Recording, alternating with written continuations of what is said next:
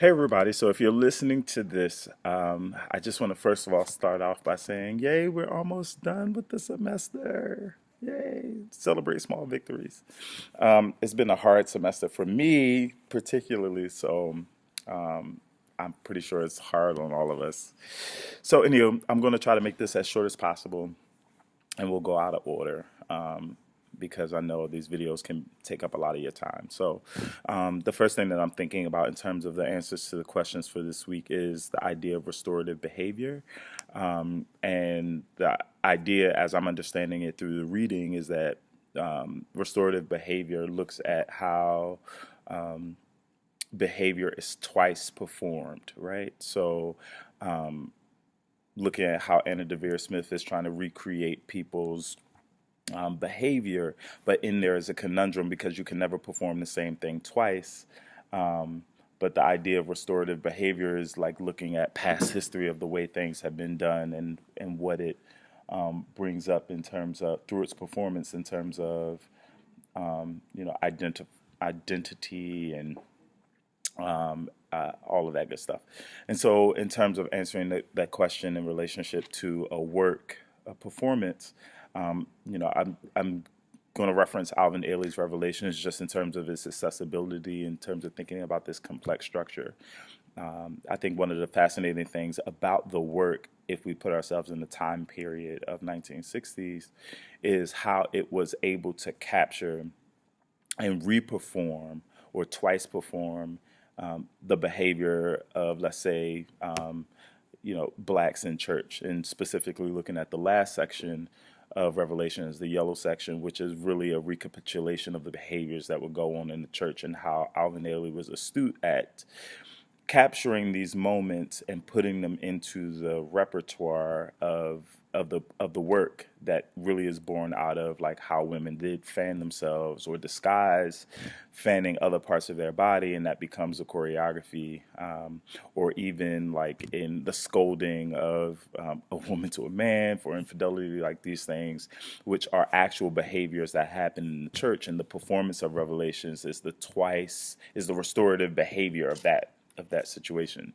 And we can really clearly see it in the yellow section of Revelations, in a lot of other works, and I know performance probably beyond the stage, but I just think that Alvin Ailey's Revelations is very approachable in terms of this theory of twice performed behavior and the inability to recreate the same performance twice, which seems like it goes without saying. But yeah, so that was the first thing. The second thing that I was thinking about in answer to, I believe it's the third question, about minstrelsy. And so when we talked on Tuesday, I was contemplating this video that I will share the link with you. I am contemplating how Nyong'o is challenging us to look more deeply at how performance of minstrelsy happens to alter people's representations or performances of anything. I mean, i.e., how do black people represent blackness, and how is minstrelsy and the ideas of racial difference that is presented in minstrelsy curate? How does it curate, or how has it cultivated what the performance of blackness is? And so, what if that makes sense, or if not, I hope. Please ask me. But I'm thinking about there's a video of Cat Williams stand up, which uses very graphic language.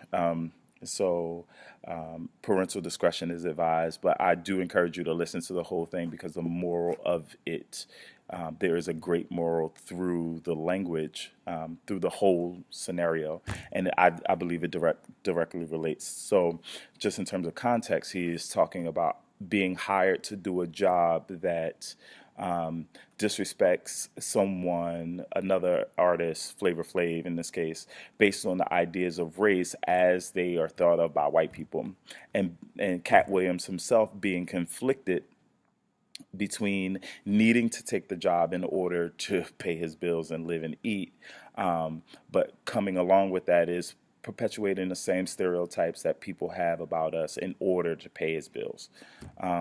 And so for me, that is a very complex that goes hand in hand with the complex ways that Nyong'o is challenging this idea of minstrelsy and representation through minstrelsy. And I believe Cat Williams captures it even to the end where he learned the lessons through having done. Sorry, I'm trying to find a better light. Having done the job. So I encourage you to take a listen to that.